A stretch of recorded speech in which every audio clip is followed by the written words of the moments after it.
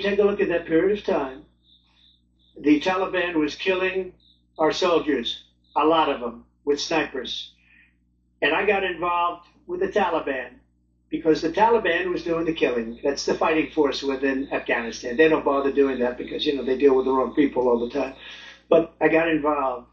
And Abdul is the head of the Taliban. He is still the head of the Taliban. And I told Abdul, don't do it anymore. You do it anymore, you're going to have problems. And he said, why do you send me a picture of my house? I said, you're going to have to figure that out, Abdul.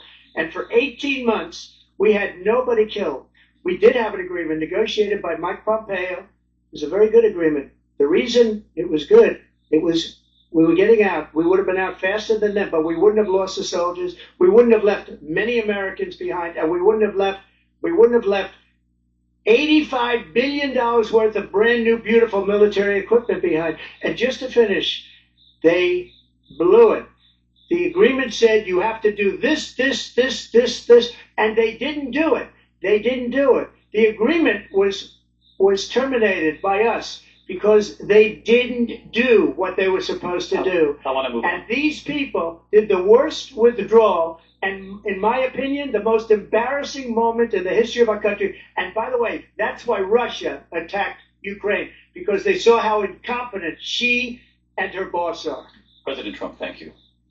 I want to move on now to race and politics in this country. Mr. President, you recently said of Vice President Harris, quote, I didn't know she was black until a number of years ago when she happened to turn black, and now she wants to be known as black.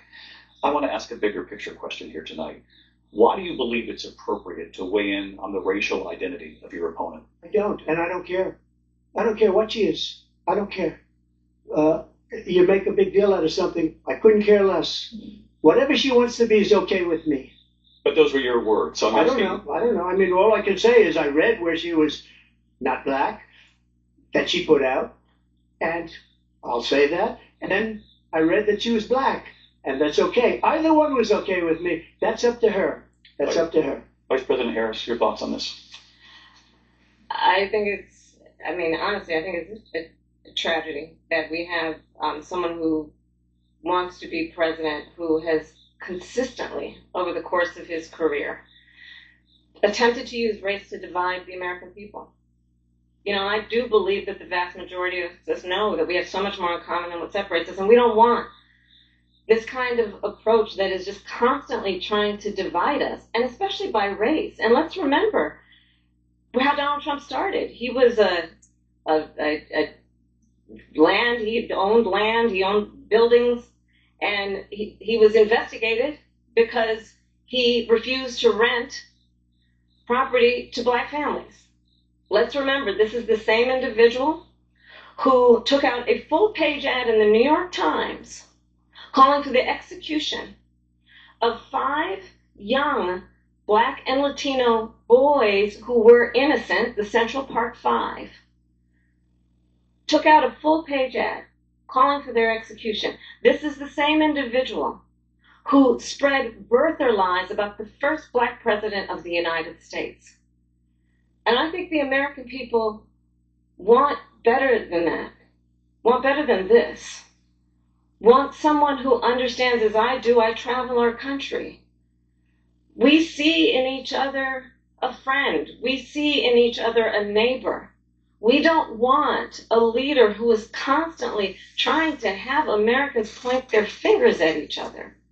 I meet with people all the time who tell me, can we please just have discourse about how we're going to invest in the aspirations and the ambitions and the dreams of the American people, knowing that regardless of people's color or the language their grandmother speaks, we all have the same dreams and aspirations and want a president who invests in those, not in hate and division. Vice President Harris, thank you. Lindsay? President Trump, this is now your 3rd time. This is the most divisive presidency in the history of our country. There's never been anything like it. They're destroying our country. And they come up with things like what she just said. Going back many, many years, when a lot of people, including Mayor Bloomberg, agreed with me on the Central Park 5, they admitted, they said, they pled guilty. And I said, well, if they pled guilty, they badly hurt a person, killed a person ultimately. And if they pled guilty, then they pled, we're not guilty. But this is a person that has to stretch back years, 40, 50 years ago, because there's nothing now. I built one of the greatest economies in the history of the world, and I'm going to build it again. It's going to be bigger, better, and stronger.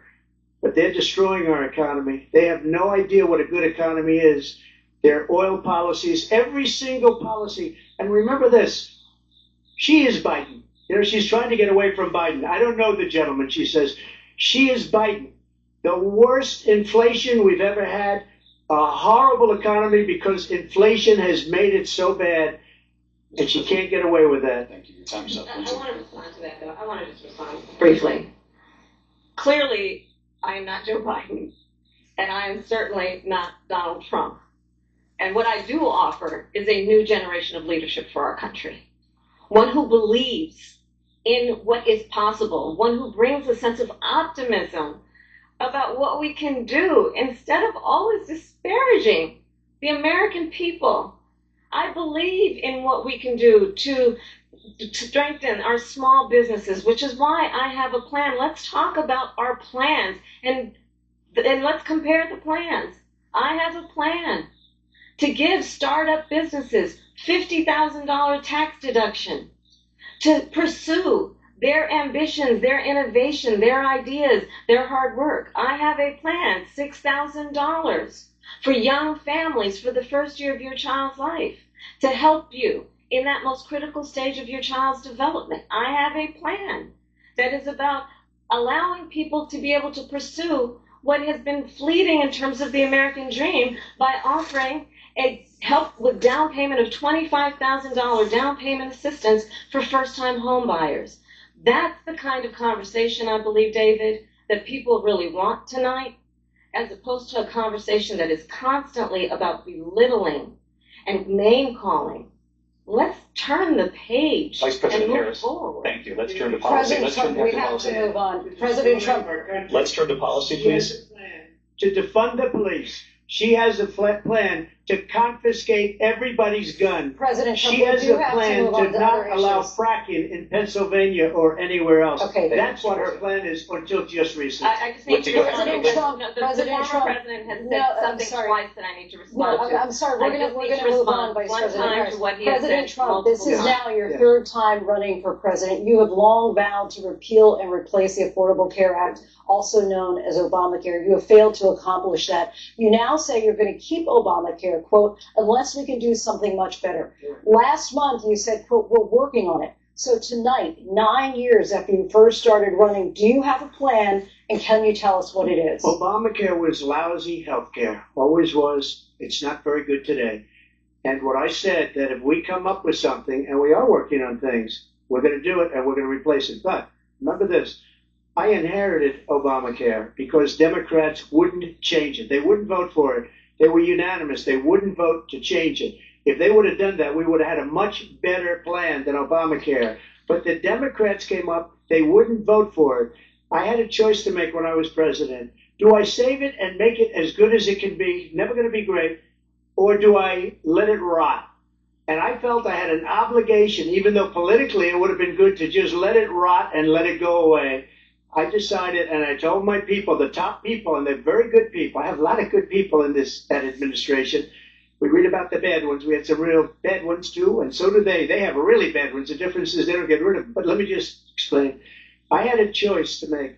Do I save it and make it as good as it can be, or do I let it rot? And I saved it. I did the right thing. But it's still never going to be great, and it's too expensive for people. And what we will do is we're looking at different plans. If we can come up with a plan that's going to cost our people, our population, less money and be better health care than Obamacare, then I would absolutely do it. But until then, I'd run it as good as it can be run. So just a yes or no, you still do not have a plan. I have concepts of a plan. I'm not president right now. But if we come up with something, I would only change it if we come up with something that's better and less expensive. And there are concepts and options we have to do that. and you'll be hearing about it in the not too distant future. Vice President Harris, in 2017, you supported Bernie Sanders' proposal to do away with private insurance and create a government-run healthcare system. 2 years later, you proposed a plan that included a private insurance option. What is your plan today?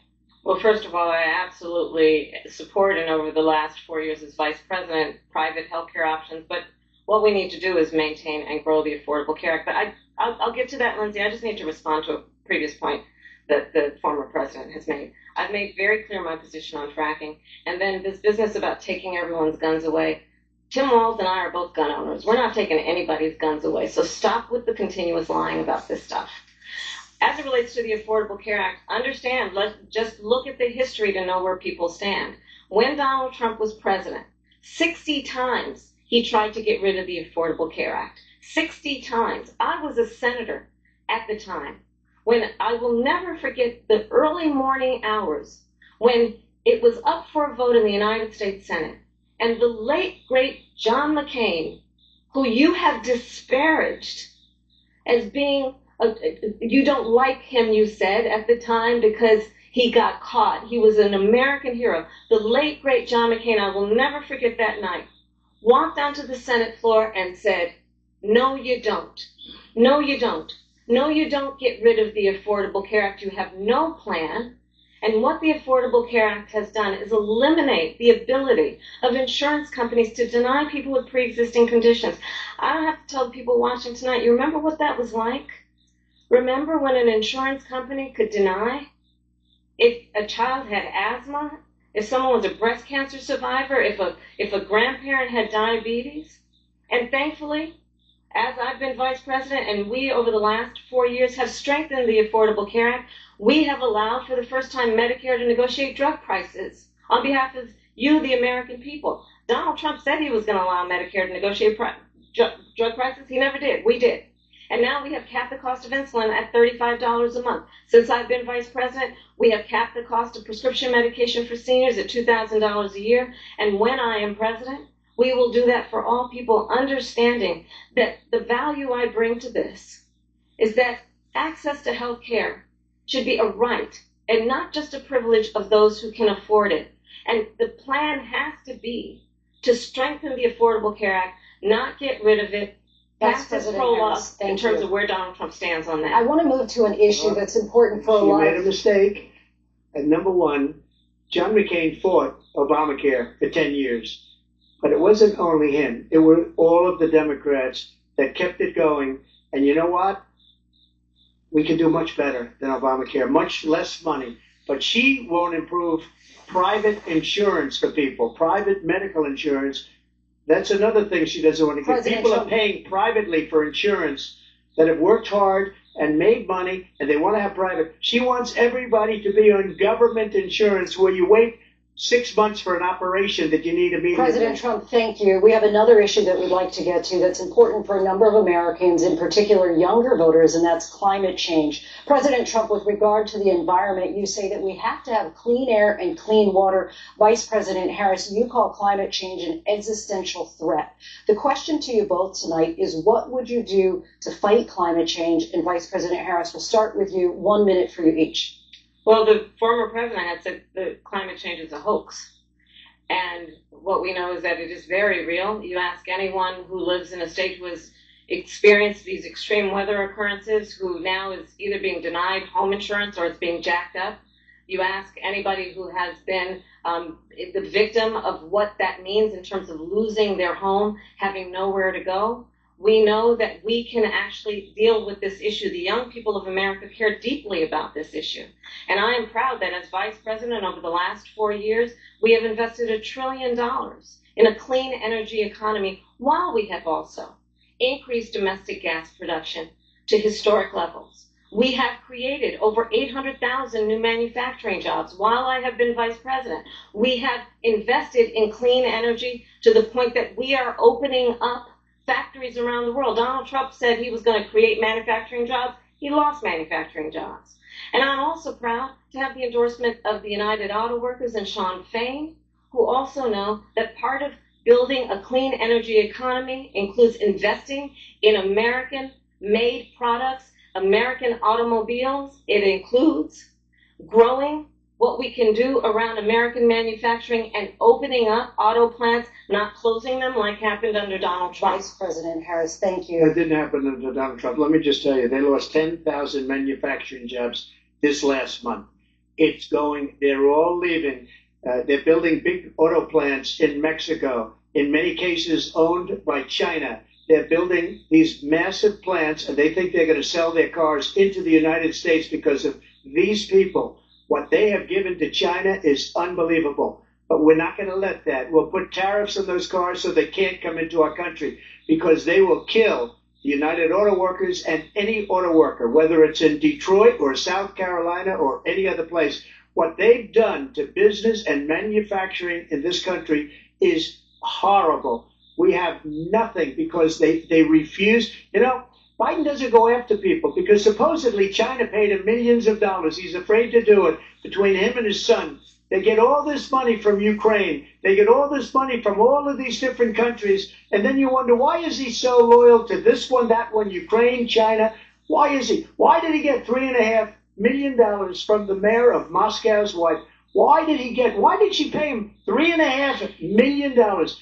This is a crooked administration, and they're selling our country down the tubes. President Trump, thank you. Thank you. We'll be right back with closing statements from both of our candidates. An historic night, this ABC News presidential debate from Philadelphia. Back in a moment.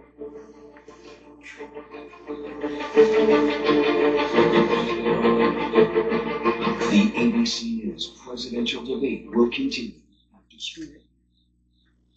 Well, there you have it. They're going to do closing remarks in a few minutes. I am very impressed with Donald Trump. He stayed focused. He stayed on his script, his words. Maintained his composure. He brought out the worst in Kamala. I think he won this debate, and I hope they have more debates, and we'll see. I think Donald Trump did a really good job today explaining that there's happenings out there. We allow it to happen. What is Kamala going to do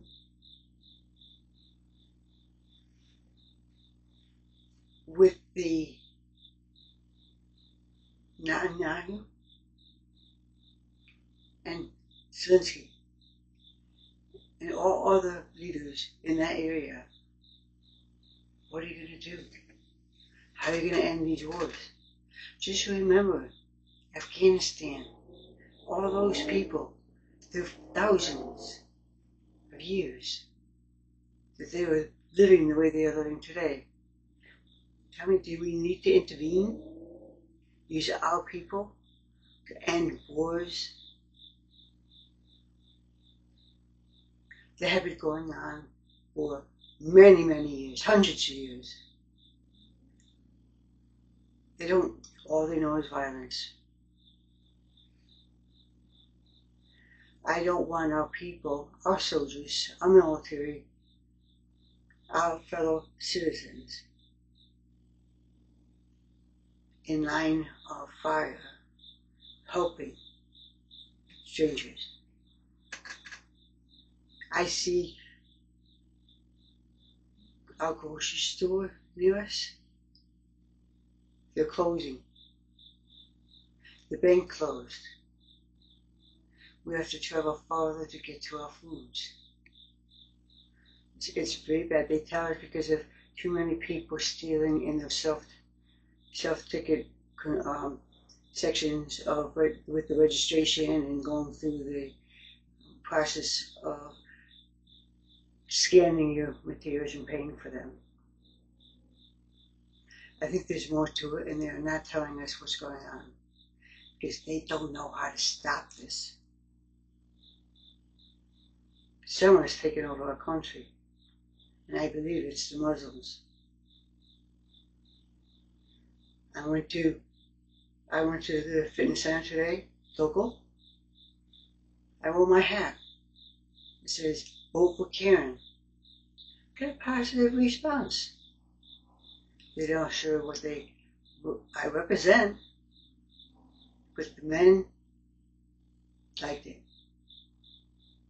They're willing to work together with everybody. All I have to do now is put the American white men from Republicans to bring them up, become a major part of our future. All the things everything was happening. We want them to be in the know, so they too can unite with the Democrats. I wanted to be in the center and direct both parties. That would be fine. I could also do this witness position as a president or advisory board with Donald Trump's group. I think he's really touching areas, not fully because he can't. It's very, you could get hurt. And he knows just how far to go in telling you what it is, and then he backs off. He doesn't want anyone to be harmed or hurt or in pain. Let's go back to the debate. Again, Dave and Lindsay Davis. Welcome back tonight. The time has come for closing statements, and Vice President Harris, we begin with you. So I think you've heard tonight two very different visions for our country. One that is focused on the future, and the other that is focused on the past, and an attempt to take us backward. But we're not going back. And I do believe that the American people know we all have so much more in common than what separates us. And we can chart a new way forward.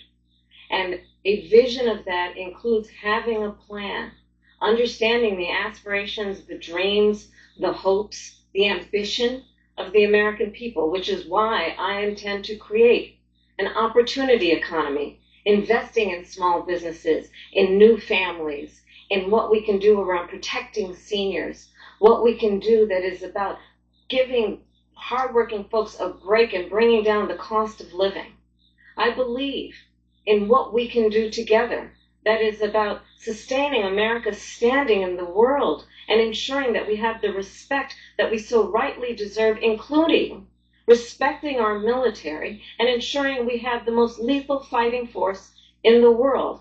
I will be a president that will protect our fundamental rights and freedoms, including the right of a woman to make decisions about her own body and not have her government tell her what to do.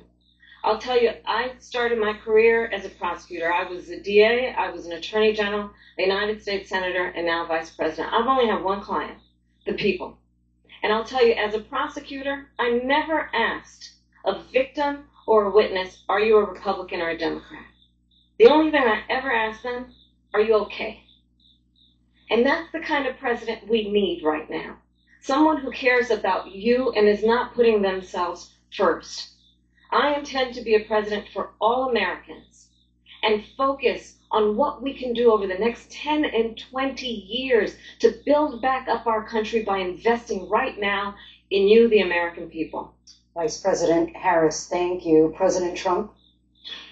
So she just started by saying she's going to do this, she's going to do that, she's going to do all these wonderful things. Why hasn't she done it? She's been there for 3.5 years. They've had 3.5 years to fix the border. They've had 3.5 years to create jobs and all the things we talked about. Why hasn't she done it? She should leave right now, go down to that beautiful White House, go to the Capitol, get everyone together and do the things you want to do, but you haven't done it, and you won't do it because you believe in things that the American people don't believe in.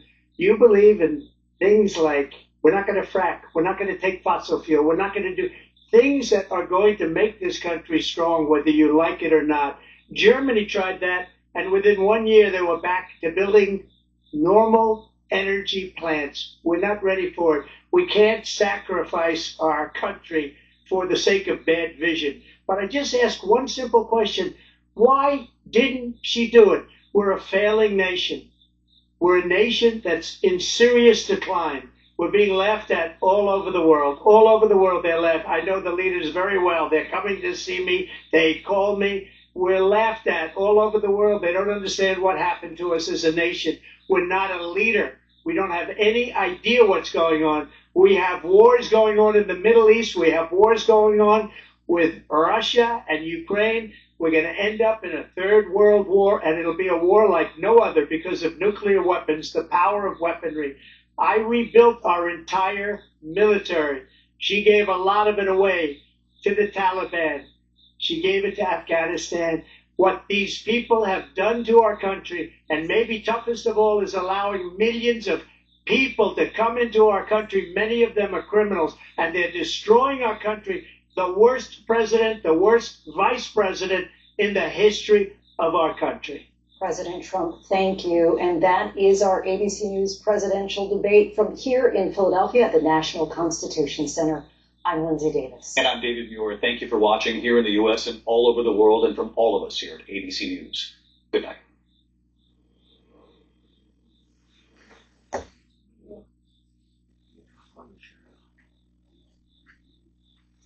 People, those are nice closing remarks. I want to be part of this so we can help those who can't help themselves in politics, in all aspects. We are their armament, we are there for them, and they are going to be there for us.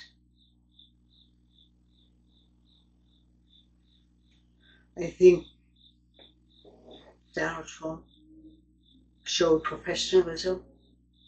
He was clear in his answers. He pointed out devastating